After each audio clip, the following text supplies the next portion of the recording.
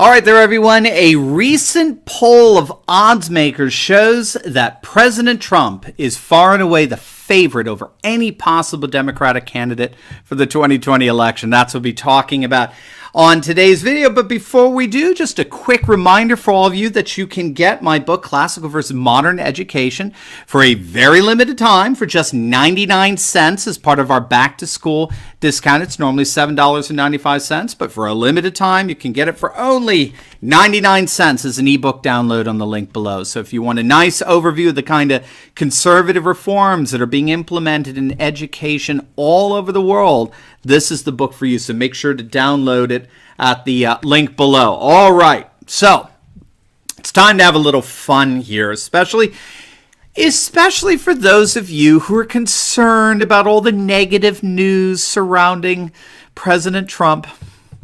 The Washington Examiner just published the odds of President Trump winning re-election according to an online gambling site called betonline.ag.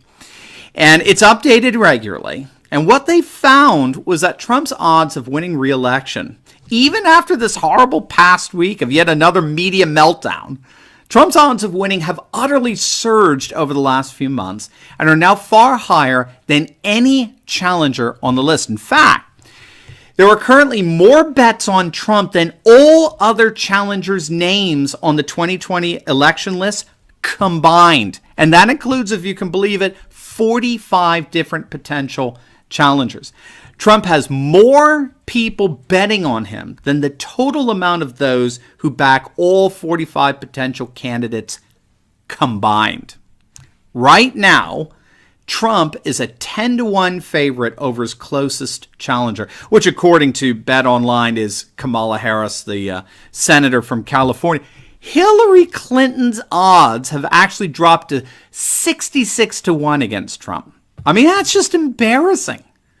66-1 against Trump in a potential 2020 rematch. She's behind Bernie Sanders, whose odds are currently now 14-1, Biden 16-1, Oprah's 33-1, Dwayne "The Rock" Johnson's 50-1. Again, Hillary's behind every one of them. That says a lot for sure. Now, while we're having a little fun with this, it is certainly the case that odds making has a methodology behind it. And one of the things that these odds makers are saying is that if you think about it, Trump can quite literally say anything. He can tweet anything. He can seemingly do anything. And his poll numbers do not take a hit. He can get 24/7 negative media coverage that uses the term impeachment more than 200 times in a matter of 48 hours. He can get a former CIA director to publicly accuse him of treason after a summit with Vladimir Putin. By the way, do you remember that?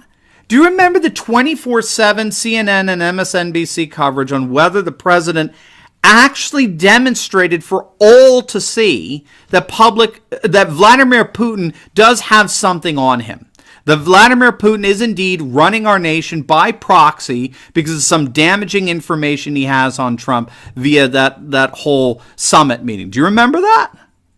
What happened to that? What happened to that whipped up frenzy over the threat of Russia against our national security? Well, you see, a new false narrative came up, a new false crisis, a new media-driven, media-invented feeding frenzy started after, around the Manafort conviction and Cohen's plea bargain where he's promising to tell all on Trump. Not that there's anything to tell. And certainly not that there's anything even remotely impeachable. But that doesn't matter anymore. The specifics of the president holding a summit talk promising peaceful coexistence with a Russian nuclear power, that meant nothing. And the facts don't mean anything now with Manafort and Cohen, right? The media will just move on to the next thing, forgetting about all the other manufactured crises that preceded, just to achieve one goal, and that is to remove Donald Trump from office. And I have to say that I think that odds making like this, I think that's part of what's driving this lunacy, this propaganda, frenzied media. It is true. Despite everything they've tried, the nation is simply not turning on Trump. Trump can literally do anything he wants. He said that much during the campaign. Do you remember that? He actually said that he could shoot someone on the streets and still win the election or the nomination. I forget which one it was. But here's the important point that Trump was making that the elites in the media, as well as in politics, simply do not understand. The point that Trump was making is that the people are so fed up. They are so absolutely fed up with our political and economic and media elites that there's nothing that Trump can do that could even come close to evoking the kind of disgust and moral outrage that they feel towards our establishment elites. Scott Rasmussen wrote about this back in 2010 in his book, Mad as Hell. He found substantial data that showed that there was, in fact, a major paradigm shift taking place among the American electorate. And we can add on this channel, as we say, the world electorate as well. But that paradigm shift was that people were increasingly seeing politics not as left versus right or liberal versus conservative per se, but rather as the people versus the ruling class. Average citizens versus the political, economic, and media establishment. That more and more people blame for the troubles besetting our nation, our economy, and the world. Donald Trump has tapped into that, and he has promised to be the champion of those who want to see the swamp drained, the elites admonished and defeated, and the deep state exposed. And he's largely made very good on those promises. And so what the immediate elite and our political elite simply don't understand is that there's simply nothing that Trump can possibly do that could provoke as much disgust and moral outrage that tens of millions of people have towards the Washington establishment. There's nothing he could do that could even compare with it. This is why his poll numbers simply aren't falling the way the media wants them to. And that's because the anger out there is so intense against the deep state, against the swamp, that there's simply nothing Trump can do short of embracing the deep state to swamp. And short of that, there's just nothing Trump can do to provoke the kind of outrage that can even come close to the outrage felt by tens of millions of people against the globalist, political, and economic and media elite that we see as doing nothing less than destroying our nation, its borders, its economy, its culture, all for their own political and economic gain. Now, on a more serious note, we, of course, back in November of 2016, we predicted that Donald Trump would, in fact, win the presidential election. That's how this channel started. We started on November 1st, 2016, in terms of the daily commentary that we offer here. We started back in the first week of November, making an extended argument over the course of 7 days. I posted one video per day from the 1st to the 7th.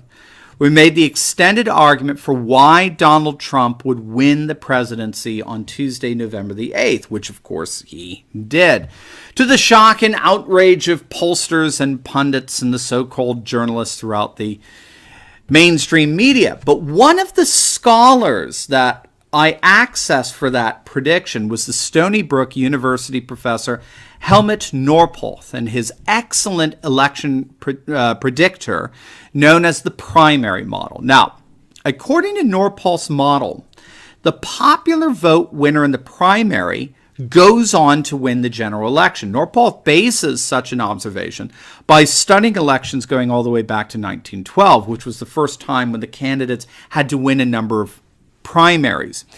And in each case, the candidate that was stronger in the primary went on to win the general election. Indeed, when so many were predicting a Romney landslide back in 2012, it was Norpoth that had predicted since January of that year, several months before the election, that Obama would be the one who would win by several percentage points. And of course, he was right. Now, he recognized that while Hillary barely managed to squeak by the primary challenge from Bernie Sanders, in fact, Bernie Sanders won, Trump soundly defeated 15 or 16 of the Republicans' finest, earning more votes than any Republican candidate in history. But Norpoth's model has another indicator, and that involves the timing of the election. He calls it the pendulum swing. The incumbent party, the party controlling the White House, always wins if it's a second-term election. Almost always, I should say. But almost always loses if it's a third-term election. Americans seem to like to have a president for 8 years, but not 12. In that election patterns are rather consistent with limiting the incumbent party to 2 terms. The one exception since 1960 was the election of George Bush, the first in 1988, succeeding Ronald Reagan. And so Norpoth predicted that after 2 terms of Obama, the pendulum was poised to swing back to the Republicans in 2016. So these are 2 indicators that Romney, for example, simply didn't have in 2012. Obama went unchallenged in the primary and thereby won big, and he was going for his second term, which almost always is successful. The exceptions for that, by the way, are Carter in 1980 and Bush Sr. in 1992. Both involved significant challenges during the primaries from Ted Kennedy and Pat Buchanan, respectively.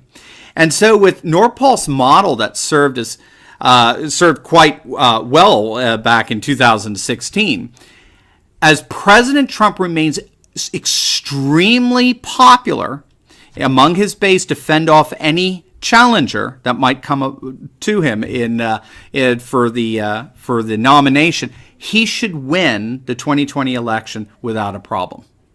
Barring a major challenge from within his party, the trends going back all the way from 1912 is he will win. And by the way, Trump currently has the highest approval rating among Republicans of any president in recent history. It's right up there with George W. Bush right after 9/11. So there you go. Those of you who are concerned about all this negative news that we hear from the mainstream media, turn it off. Ignore it. Focus on the 2018 midterms, which are looking very, very good for the Republicans to maintain control of the House.